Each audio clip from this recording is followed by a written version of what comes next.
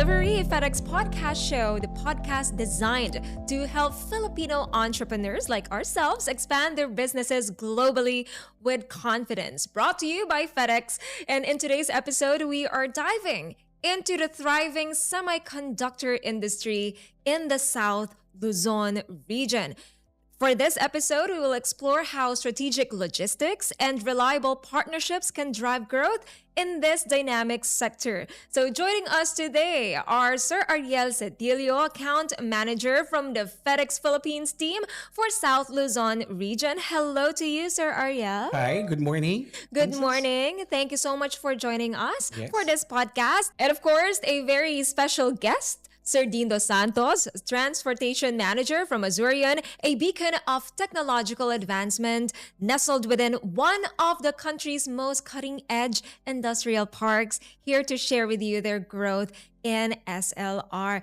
Hello to you, Sir Dean Do. Hi. Ayan, thank you so much for being here. We are joined by one of the pioneers in the industry. So ready na ba kayo matutunan on how to succeed in the SLR semiconductor space? Tara! Let's get started. And to start off this wonderful conversation, Sir Ariel, alam namin na ang South Luzon region is a major hub for innovation and manufacturing, especially pagdating sa semiconductor industry. Can you please walk us through bakit important itong sector na ito? Sure, Princess. Tama rin yung sinabi mo. South Luzon continues to grow rapidly in semiconductors because of its strategic location, skilled workforce, and strong infrastructure. Dito sa South Luzon, particularly in Laguna, Batangas, and Cavite, makikita ang industrial parks and special economic zones wherein semiconductors, manufacturing, and assembly are booming.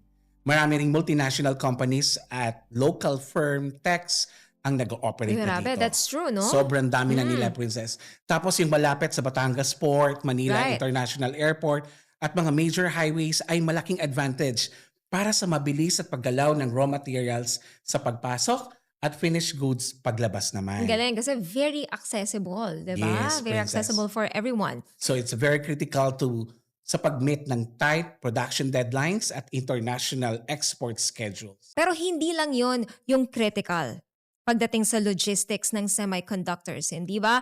We are talking about delicate and high-value items, microchips, integrated chips that we use in our modern daily devices, right? So I've heard that they need special handling, secure packaging, and sometimes pati yung temperature daw kinokontrol din. Sir? Yes, Princess. Okay, Tama. okay. Kaya dito pumapasok ang FedEx. We've developed a strong air cargo lanes especially for inter-Asia routes, connecting the Philippines with tech hub hubs Right. like Singapore and China for fast and reliable shipments. Oh, okay, Yes. okay. Great. At first, we were able to handle their DG. Mm-hmm. Their DG. DG, DG is a dangerous good. dangerous goods. Yeah. Okay, We okay. we're handling their lithium batteries from Singapore to Manila to PH. So FedEx services are designed to support companies meet global compliance standards while ensuring speed and security. Speed and security. You guys Yes. can do it both about Yes. while handling DG DG. or dangerous goods. Correct. Okay. And for key industrial areas like Asurion in South Luzon region, we offer them a priority wave delivery or a dedicated truck handling their import and export shipments among and other selected areas. And this is to ensure critical shipments get prioritized handling and fast transit. There you Okay? go. And bukod dito, Princess, FedEx have ancillary services like we cater fumigation and crating services as well. These are the services na mahalaga sa mga semiconductor shipments na highly sensitive and high value. Meron lang akong pahabol na question, no?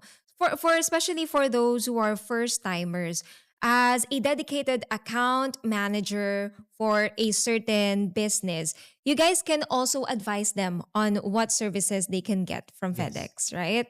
Okay, there you go. That's cool. I didn't realize that semiconductors have that much impact and that you guys offer such amazing, amazing services. Pero now, it makes more sense on why South Luzon is getting so much attention. From chips to circuits, the region's literally powering the world. And syempre, as always, let's move to a real story this time around of innovation and grit. But thank you so much to you, Sir Ariel, for giving us a brief on what FedEx can offer with industries such as this one. So we are joined also by Sir Dindo. Hello, Sir Dindo. Welcome. Hi, hello. Thank you, FedEx, for having me here in Bagong Pilipinas. Mabuhay. Uy, ayun, mabuhay. Siyempre, maraming salamat din sa Bagong Pilipinas for having us in this wonderful studio. Just look at the Yeah. setup, di ba? Yeah. Para lang tayong nasa bahay, mababarkada, Kukwentuhan. diba? Kukwentuhan lang. Yan. So, thank you also for gracing us with your presence. I believe that you guys are one of the pioneers in this industry. So, let's start and talk about your business. Can you tell us more about what you guys do? Yep. So our team here in the Philippines is engaged in manufacturing, customer solutions, IT, and shared service.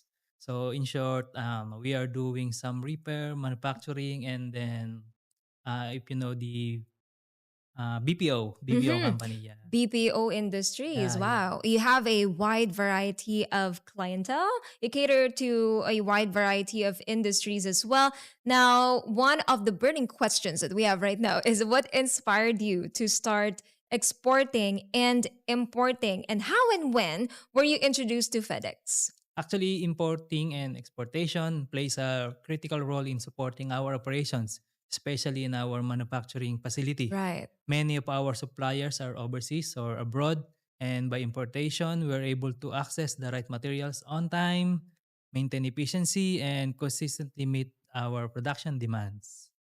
Yeah. Okay, so there you go. That's very important, no? Yeah. That they meet all of these standards. And again, you can talk to a certain dedicated person with your account whenever there's a problem or concern that arises. Now, how long have you been in business with FedEx? Yeah, FedEx has been part of our vendor network, and we recently resumed using their services as their solutions align with our client needs. I'd Wow. like to highlight also the role of Mr. Ariel here na talaga Yeah. namang na-standby Dedicated na dedicated yan. day and night.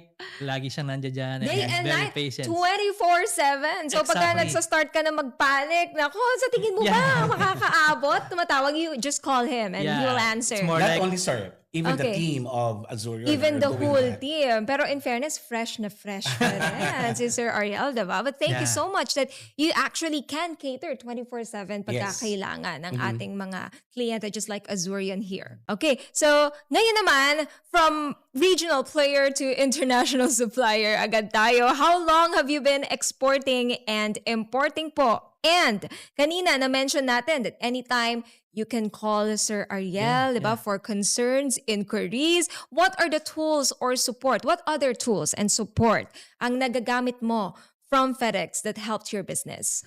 Yeah, actually, we've been actively engaged in export and import since 2009, the year that was the company established. One of Tagal the na pioneer din. here. Congratulations. So, which enable us to strengthen our global partnership and over time. Mhm. Tapos, beyond the standard tools, what stood out most was the support and professionalism of FedEx compliance team. More Particularly, importantly. I like to emphasize this: the compliance is very important of our industry. That's right. So dapat law-abiding citizen kami. Kailangan sumusunod. planchado yan lahat, diba? And Okay. I'd like to shout out to Mr. Ferdy Ligaspi. Uy, kapilido ko Respected pa. name in the industry. Sir Ferdy, provided hello. invaluable guidance that help us navigate requirements and efficiently and confidently. Ayan. Thank you so much, Sir Ferdino. Wow, since 2009. Yeah. You guys have been in business for quite some time now. Congratulations to you guys. And it's great to hear that you have been well supported from everyone in FedEx. Now, what advice would you give to other SMEs or tech companies in South Luzon who aspire to follow your path? Or even those mga businesses na gustong mag-umpisa in the same industry? Yeah, thank you, Princess. Actually, one is to take time to understand your market and build strong, reliable partnership, especially in logistic provider who can scale your business. There you In go. short, don't rely on BAU or business as usual. And then the second one is always prioritize your compliance. So I'd like to emphasize this one, the compliance. So Very by important. yeah, exactly. By ensuring your documentation is complete and accurate. And last is don't hesitate to learn from industry experts as their guidance can help you avoid pitfalls and accelerate growth. Actually, I'd like to share one of the quote from Thomas Alva Edison which is regarding on the vision Wow. wherein Gusto ko yan, may yeah, pa-quote. yeah, There you go, yeah. quote all the way. So the vision without execution is just hallucination. Hallucination Yeah. lang, di ba? Pag hindi mo siya na-execute. Yeah. I love that. Yeah. Thank you so much to you, Sir Dindo. Parang isusulat ko yan sa everyday morning routine ko. Di ba? Para naman ma-execute ko yung mga pinaplano ko, hindi lang plano ng plano. Great points to remember. And how about you, Sir Ariel? Ano pa po ang mga tips na mabibigay niyo sa ating mga SMEs? You know, Princess, semiconductor manufacturing is complex. And even small delays in raw materials can halt their production. Yung importance of compliance, exporting semiconductors means navigating export controls and trade regulations, lalo na pag may highly sensitive technology involved. Right. Correct.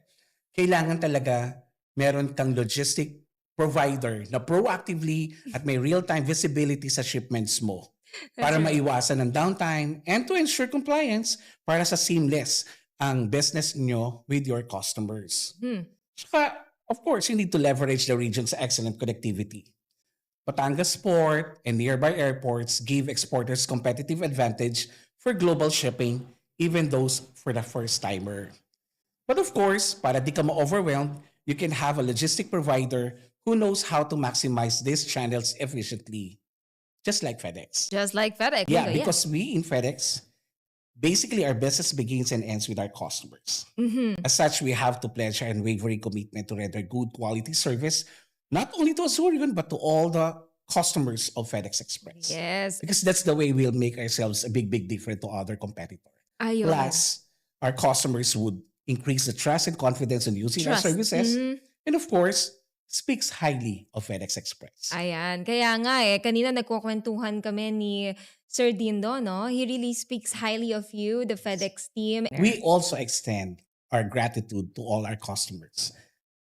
From top to bottom, nandun sila para sa amin. Maraming salamat po sa inspiring kwento naman, Sir Dindo. And of course, sa mga tips ninyong lahat from a small business in SLR to global exporter in semicon-tech. You're showcasing or showing local businesses what is possible. Ladies and gentlemen, to all of those who are watching us right now, FedEx is more than just a shipping provider. We are your growth partner, diba? Whether you're importing components from Japan or exporting sensors to Europe, we simply simplify every step of your logistics journey. So are you ready to make your mark in SLR or South Luzon region? Please do visit us at fedex.com at alamin kung paano makakatulong ang aming solutions to grow your business in the South Luzon region. Also, you guys can scan the QR code to open a FedEx account today and enjoy a 40% discount. Magtayo ka na ng bagong kumpanya.